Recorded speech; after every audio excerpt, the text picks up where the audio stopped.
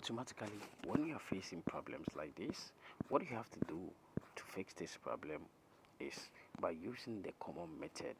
By so this common method is by tapping on your power button for some while, tap on restart, then tap on OK to restart your device or to reboot your device.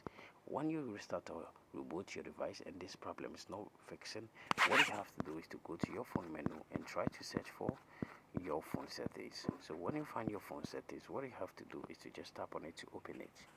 After that, tap on network and internet. Tap on mobile network, select the network you're using. Then after that, scroll a little bit, tap on advanced, tap on preferred network and select this 4G and 3G, 2G or 2. After doing this, go to Google Play Store and try to update the app. So when you don't have the latest updates, just tap on the update over here to get the latest update of this app. After doing this, just restart your device once more to see whether it will work.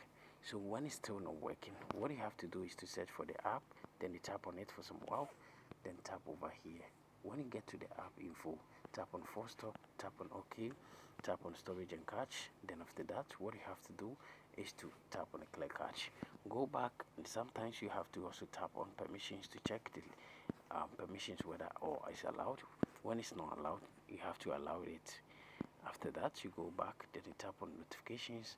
You have to also make sure this show notification is turned on to get latest messages or emails from them. So after that, go back, then after that, tap on mobile data and Wi-Fi and make sure this background data is turned on.